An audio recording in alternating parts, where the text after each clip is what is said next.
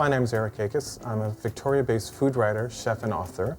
And I'm here to show you a recipe from my new book, Everyone Can Cook Midweek Meals. Because if you're like me, you're always on the run on busy work days and you don't know what to cook when you get home at 5 o'clock on a Tuesday night or a Wednesday night. So I decided I would do a book that had 120 recipes, some that you can quickly prepare on the midweek night and others that you can prepare on a day off and do in large batches. The recipe I'm doing today is one that you can quickly prepare in about 15 minutes, and it's called shrimp and vegetable fajitas. And it starts by heating some vegetable oil in a skillet. It's on medium-high heat. This is very simple. This is a Tex-Mex creation. We're going to take some onions, put those right in the skillet. One medium onion, halved and very thinly sliced. And we're going to add some sweet bell peppers, green, yellow, and red. Just a nice mix for color. And we cut those into strips. And we're just going to cook these until they're just sort of firm tender. You don't really need to cook them too long. You want still a bit of crunch to the vegetables. Now you can either use a spoon to toss them, or if you don't mind taking a risk, you can just give the skillet a flip, like that. All right, that's going to take a minute or so to cook. Now in Tex-Mex dishes, you quite often see ground cumin and chili powder, which you can add right in. Let those cook a bit with the vegetables and they get really aromatic. Some cumin,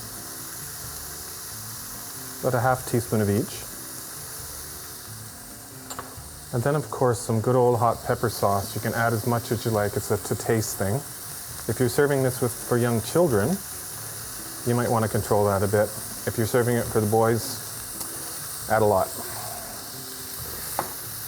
And again, we just mix that up, just like that. Nothing to be frightened of. So that's just about ready. Just sort of a firm, tender texture you want. Now we're going to add some prawns, or we call them prawns on the West Coast. Over the Rocky Mountains and eastwards they call them shrimp, but they're actually the same thing. These are actually cooked shrimp that you can buy in the supermarket. You can either buy them frozen or fresh. If you buy them frozen, there's a bit of moisture on them, so it's important to pat them dry. Otherwise, what you're cooking becomes diluted with that water from the seafood. So we're going to put these right in there. These are large ones, but you can certainly use the medium shrimp or prawns. They're a little bit less expensive and taste just as good. And because these are cooked, all we're doing is simply heating them through. So again, give it a toss. Or use your spoon. So lots of color, lots of vitamin C in these sweet peppers. So it's a really healthy and fresh dish.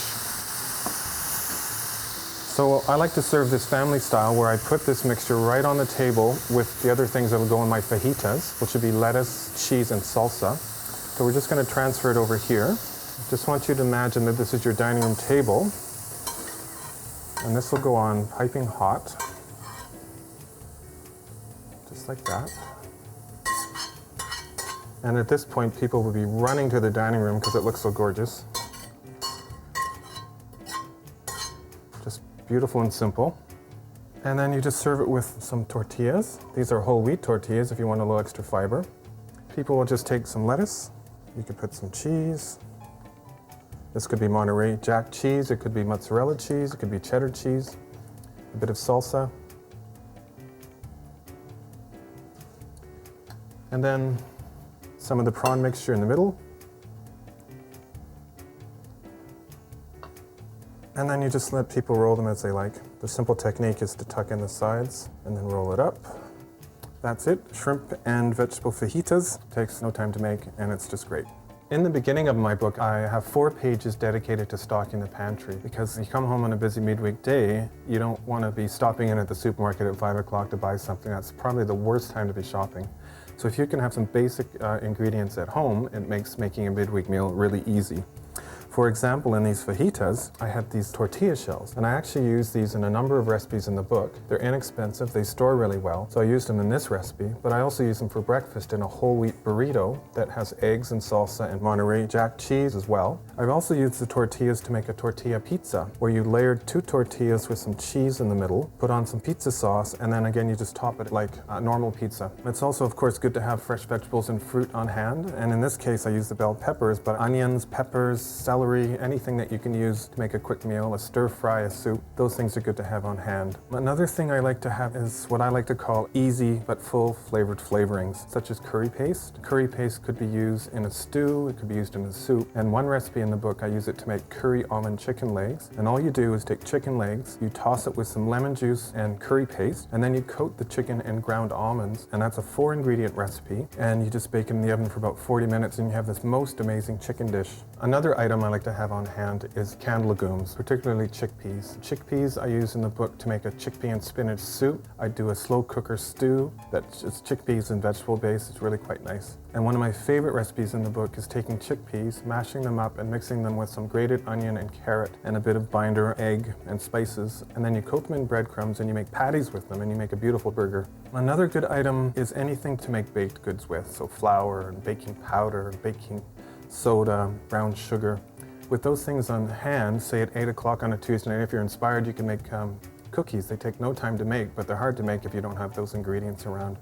In the book, I have a lovely picture of a 1-pan chocolate cake that's just to die for, and it's really simple to make, and it's really easy to make if you have your ingredients on hand. So those are some simple examples of things that you could have in your pantry to make quick meals. So don't be scared, make a midweek meal, and enjoy yourself, and just enjoy the smell and aroma of fresh food cooking at home. It'll make you really happy.